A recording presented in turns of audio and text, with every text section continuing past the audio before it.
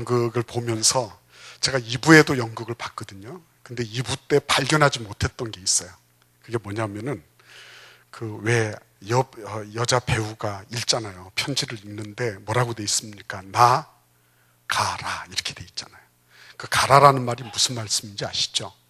일본 말이에요. 가짜라는 말이에요. 나 가짜라는 얘기예요. 그러니까 전부 다 가짜라는 거예요. 전부 다 빌려 쓰고 있으면서도 주인 행세하고 있는 거예요. 사기꾼이라는 거죠. 그러니까 저도 지금 제가 그거를 느끼고 있습니다. 저도 저한테서 하나씩 둘씩 빠져나가고, 머리부터 시작해서, 이 소갈머리부터 시작해서 하나씩 빠져나가는 겁니다. 지금 이 왼쪽 이 어깨, 이거 정상 아닙니다. 허리는 이전에 벌써 나갔고요. 그리고 발에 벌써 두꺼운 피하, 뭐라 그래요. 굳은 살, 벗겨내느라 정신없습니다. 이전에는 저는 인생이라는 건 그런 거 아니다 이렇게 생각했어요. 인생은 우아하게 멋지게 세련되게 사는 것이라 이렇게 생각했어요. 근데 세월이 지나가면서 인생 그렇게 세련되지 않았습니다. 인생은 너무 많은 문제점들과 아픔을 가져다 줬어요. 그리고 수많은 생각들을 하게 만들었습니다. 그러나 해결책은 없었어요.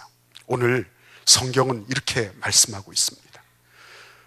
하나님께서, 예수님께서 8가지 복을 말씀하셨는데 그 가운데 6번째 복이 오늘 읽었던 이 말씀이에요.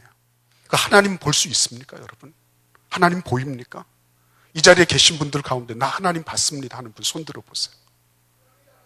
아무도 없어요. 볼 수가 없어요. 그런데 하나님 볼 수 있다고 말씀하시는 거예요. 그러면 여러분 여기에서 우리가 신경을 쓰고 관심을 가져야 되는 게 뭐냐면 예수님이 하나님 보여주겠다 이런 말씀을 하시는 거예요. 사실은 우리가 우리들 자신을 보지 못한다는 거죠. 내 주변을 볼 수 없다는 것입니다. 내가 지금 살아가고 있는 것을 내 두 눈으로 다 보며 사는 것처럼 보이지만 사실은 아니라는 거예요. 사실은 속고 있다는 거죠.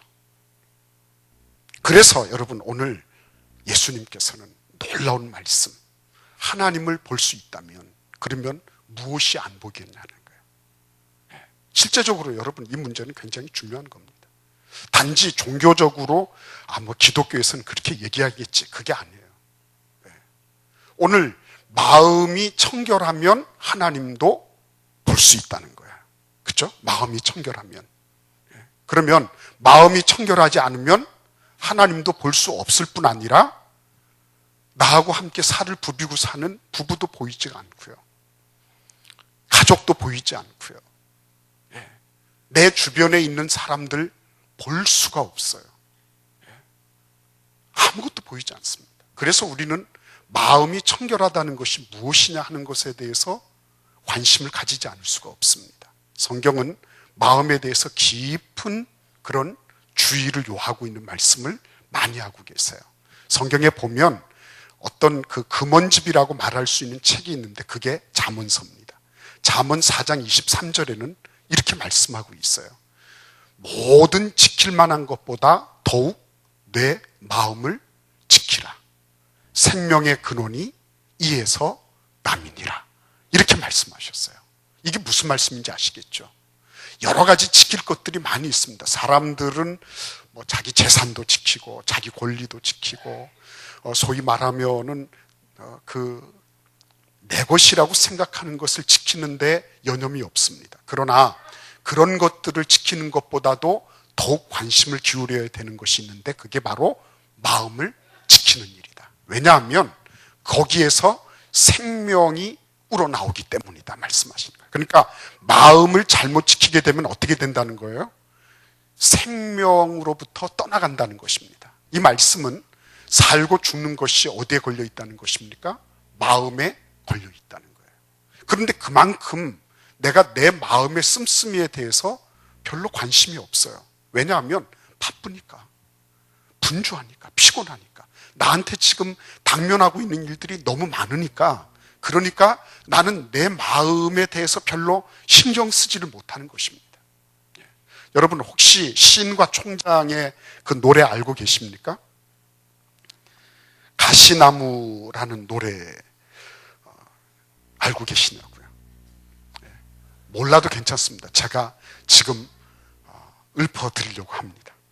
부르지는 못하겠고, 내 속엔 내가 너무도 많아. 당신의 쉴 곳 없네. 내 속엔 헛된 바램들로 당신의 편할 곳 없네.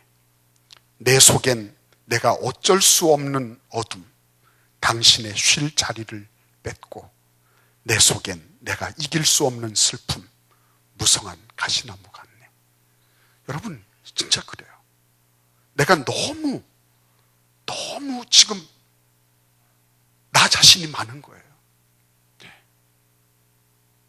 생각할 것도 많고 따질 것도 많고, 내가 지금 감당해야 될 일이 한두 가지가 아니에요. 그래서 누구 하나를 품어드릴 수가 없어요. 내 아내의 아픔 하나를 알아줄 수 있는 여유가 없어요. 남편이 지금 바깥에서 무슨 일을 당했지만은 그런 것들을 위로해 줄 수 있는 여유도 없어요. 내 안에 바늘 만한 어떤 공간도 없어요.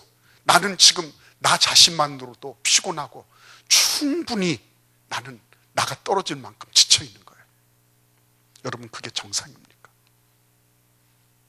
그런 삶을 사는 것이 그게 내가 인생 바르게 사는 것이라고 생각하십니까?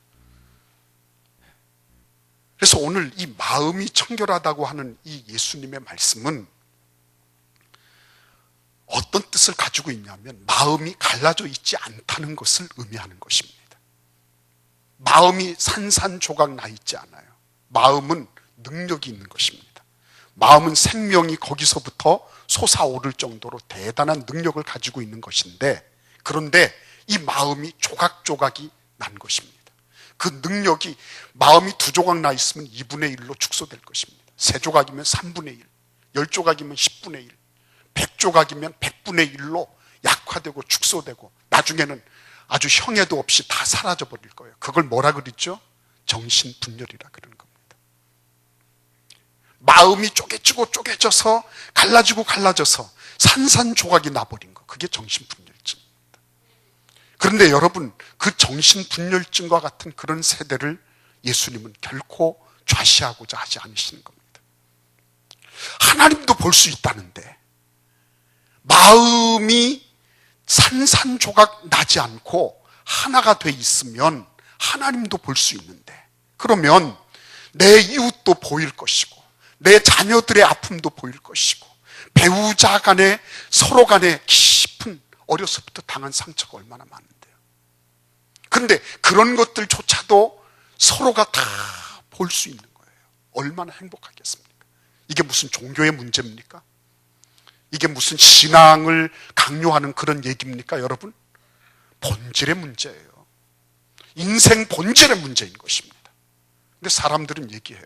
아이고, 청결하다고 하면은 그게 뭐 깨끗하고 말끔한데 세상 그렇게 살 수 있나? 그렇지, 없다. 그럴 수가 없다. 이렇게 생각하는 분들이 많이 있어요.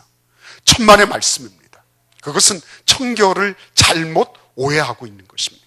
청결이라고 하는 것은 아무것도 없는 공백 상태를 의미하는 것이 아닙니다. 여러분들이 동양화 보셨죠? 동양화에 보시면, 동양화는 그게 공간이 많이 있어요. 그런데 이렇게 달 하나, 보름달 그려놓고 옆에다가 이렇게 뭐 하나 슥슥슥슥 이래 놓으면 뭐예요?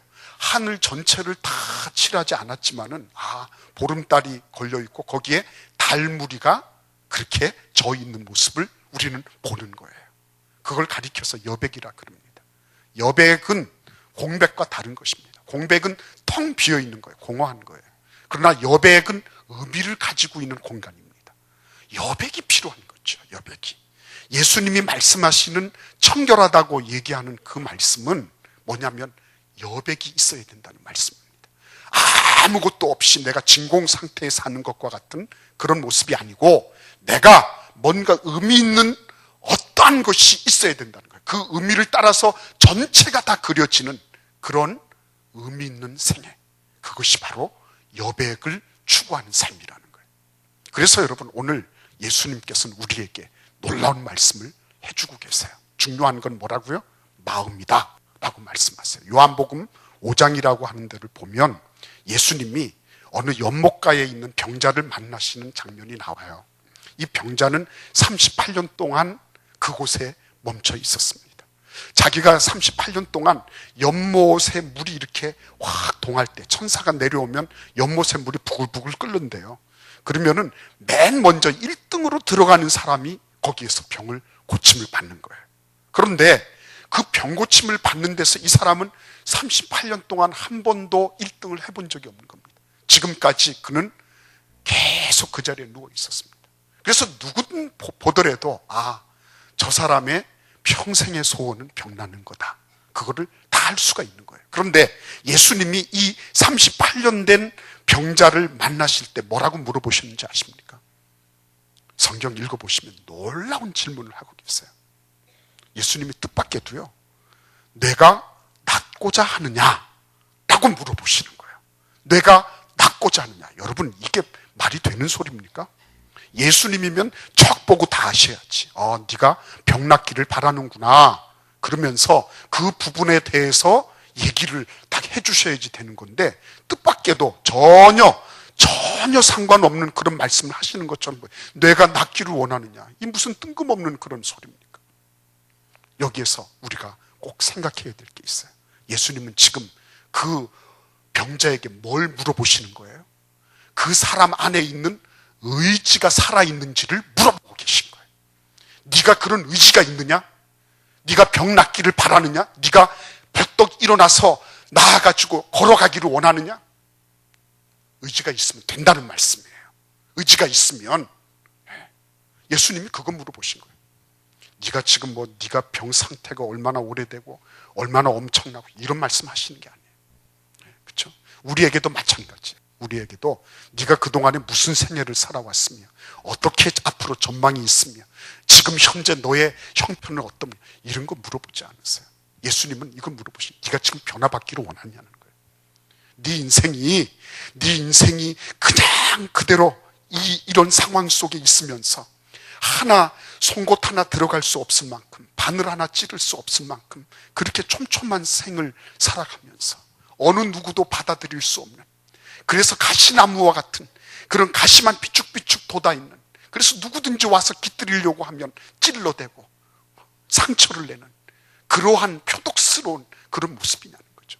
이제는 좀 그런 거 벗어버려야 되지 않겠냐는 것입니다. 더 이상 그런 삶 살지 말자는 거죠. 그래서 예수님께서는 우리 마음의 그 흐름을 매우 중요하게 생각하십니다. 내가 어떤 동기를 가지고 어떤 마음가짐을 가지느냐, 여기에 대해서 엄청나게 그것을 중요하게 생각하시는 거예요. 그래서 그 38년 된 병자에게 내가 낫기를 원하느냐? 물어보셨을 때 이 사람이 얘기합니다. 예수님, 내가 38년 동안 노력했지만 나보다도 다른 사람들이 더 일찍 들어갔습니다. 이 얘기가 무슨 말이에요? 나는 지금 낫고 싶지만 내 능력으로 안 된다는 얘기예요. 그러니까 예수님께서 너 일어나라. 너 일어나서 네 병상을 가지고, 지금까지 38년 동안 너를 보호해 주던 그 병상을 가지고 일어나서 걸어가라, 이렇게 하시는 거예요. 변화가 일어나는 거예요. 변화가. 여러분, 우리는 우리의 의지를 선택할 수 있습니다. 우리는 우리의 의지를 예수님께 선택할 수도 있고 지금까지 살아왔던 방식으로 선택할 수 있습니다. 우리는 변화를 선택할 수도 있고 지금까지처럼 변화에 대한 기대만으로 가득 찬 삶으로 끝나버릴 수도 있습니다. 우리는 지금까지 내가 빌려왔던 시간, 내가 지금 빌려서 쓰고 있는 생명에 대해서 내가 속고 있든지, 안 그러면 거기에 대해서 정확한 의식을 가지고 대처할 수 있든지 우리는 선택할 수 있습니다. 그래서 여러분, 우리의 의지가 어떻게 발동되느냐, 이 문제야말로 정말 중요한 문제입니다. 그 가정이 내가 살고 싶습니다. 우리가 한번 가정이 일어나고 싶습니다. 이런 가정은 아무리 힘이 들고 어려워도요, 삽니다. 그런데 그 사람의 그 가정의 의지가 그렇지 않다는 거죠. 제가 이렇게 알코올 중독되신 분들, 아니면은 이런 게임 중독이나 이런 이렇게 심각한 그 병증을 앓고 있는 분들에 대한 얘기를 들은 적이 있어요. 그분들이 뭘 얘기를 하냐면 죽고 싶다는 얘기를 많이 하세요. 나 죽고 싶습니다. 그게 뭐예요? 죽고 싶다는 의지에 의해서 지배당하고 있는 거거든요. 예수님은 오늘 뭘 말씀하시냐면 그러한 부정적인 지배를 뿌리치라고 말씀하고 계신 거예요. 그거를 그냥 운명이다 체념하지 말라는 거예요. 여러분들의 마음속에 내가 지금 내 마음가짐이 나를 일으킬 수도 있고 그리고 나를 깔아앉힐 수도 있다는 것을 알아야 돼요. 그런데 그것을 가능하게 해주시는 분이 누군지 아십니까? 예수 그리스도예요. 그래서 예수님이 뭐라고 말씀하시냐면 요한계시록 3장이라는 책에 보면 요한계시록이라는 책에 그 3장 10절에 이렇게 말씀하시고 있어요. 내가 문 밖에 서서 두드리노니 누구든지 내 음성을 듣고 문을 열면 내가 그에게로 들어가 그는 나로 더불어 먹고 나는 그로 더불어 먹으리라. 이렇게 말씀하세요. 이건 굉장한 선언입니다. 무슨 말씀이냐면은 누구든지 문을 열거나 닫거나 하는 것은 자기 의지의 작용이라는 거예요. 그것은 여러분들 각자에게 맡겨져 있는 여러분들이 자유의지를 통해서 할 수 있는 거예요. 그런데 만약에 여러분들이 내 의지를 하나님 내가 예수님을 모실 수 있는 공간을 만들어 드리겠습니다. 내가 비록 바쁘고 힘들고 분주하고 그렇지만 나는 더 이상 지금까지와 같은 삶을 살기를 원치 않습니다. 나는 이제부터는 변화된 삶을 살기를 원해요. 나는 이제부터는 정말 희망과 소망을 안고 살기를 원해요. 그렇기 때문에 나한테 지금까지 강요되어 오던 그런 뻔한 선택에서 이제는 새로운 선택 쪽으로 내가 나가겠어요. 그래서 예수님께로 문을 열어드리면 예수님 그분이 들어오셔서 그는 나로 더불어 먹고 나는 그로 더불어 먹으리라. 무슨 말씀이죠? 식탁을 공유한다는 것입니다. 함께 식탁에서 먹고 마신다는 거예요. 그게 무슨 말씀이에요? 생명을 함께 나눈다는 말씀입니다. 생명을 나눌 수 있어요.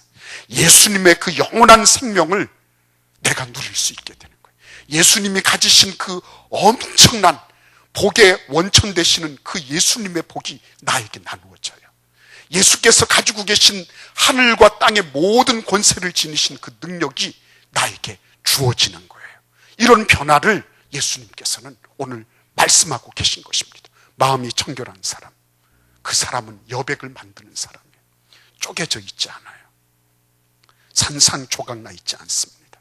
여백을 만들어서 예수님을 모셔드리는 사람, 그 사람은 하나님을 보게 될 것입니다. 하나님을 본 사람은 자기도 보게 될 것입니다. 아내도 남편도 보일 것입니다. 자식들도 보일 거예요. 손자 손녀들도 보일 겁니다. 내가 지금 낳지 않았지만 저 미래의 후손들도 보이게 될 것입니다. 그리고 동시대를 살아가는 사람들의 아픔과 상처도 보게 될 것입니다. 얼마나 행복할까요? 그것이 받아들여지고 그런 여백 속에 함께 거할 수 있다는 것은 얼마나 복된 것입니까? 오늘 이 자리에 오신 여러분들, 여러분의 그 의지를 올바르게 사용하시기를 우리 예수님은 바라고 계세요. 여러분의 의지를 그냥 지금까지처럼 흘려보내지 마십시오. 딱 마음을 잡으십시오. 그래, 예수께서 내 마음속에 들어오시면, 내 마음의 공간 속에 들어오시면 그것은 비록 달무리 하나 그려놓은 것처럼 보이지만 전체가 다 그려진 것과 같은 엄청난 능력이 있는 것인데 그분 예수께서 내 여백 속에 들어와 주십시오. 이렇게 여러분들이 마음 먹는 그 순간부터 예수님은 놀라운 삶의 변화를 하나하나 이루어가기 시작할 것입니다. 저는 여러분들이 그와 같은 은혜 속에 있기를 바라요. 그리고 제가 오늘 시간 때문에 말씀드리지 못한 많은 얘기들이 있습니다. 근데 앞으로 차근차근 말씀드리고 싶습니다. 기도하겠습니다.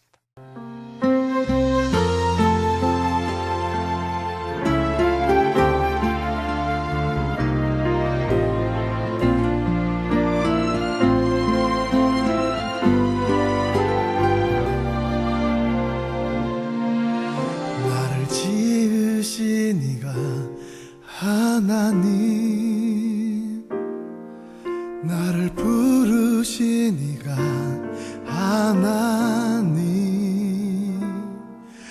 나를 보내신 이도 하나님, 나의 나 된 것은 다 하나님 은혜라. 나의 달려갈 길 다 가도록, 나의 마지막 호흡 다하도록, 나로 그 십자가 품게 하시니, 나의 나 된 것은 다 하나님 은혜라. 한량없는 은혜, 갚을 길 없는 은혜, 내 삶을 애워싸는 하나님의 은혜. 나 주저함 없이 그 땅을 밟음도, 나를 붙드시는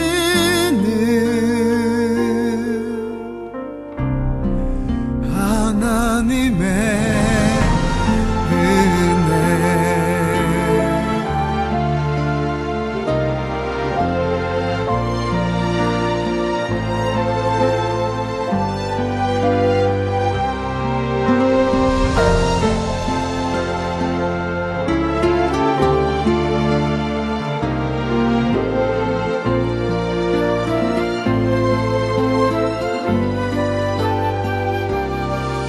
나의 달려갈 길 다 가도록,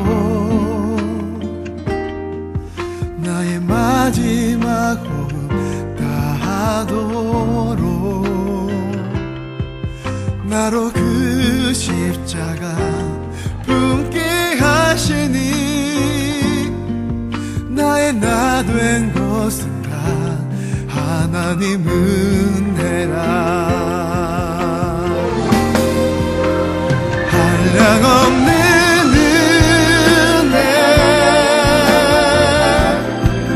갚을 길 없는 은혜, 내 삶을 애워싸는 하나님의 은혜. 나 주저함 없이 그 땅을 밟음도, 나를 붙드시는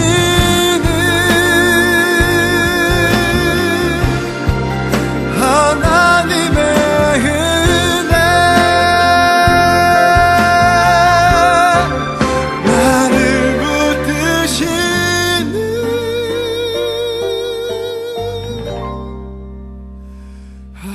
하나님의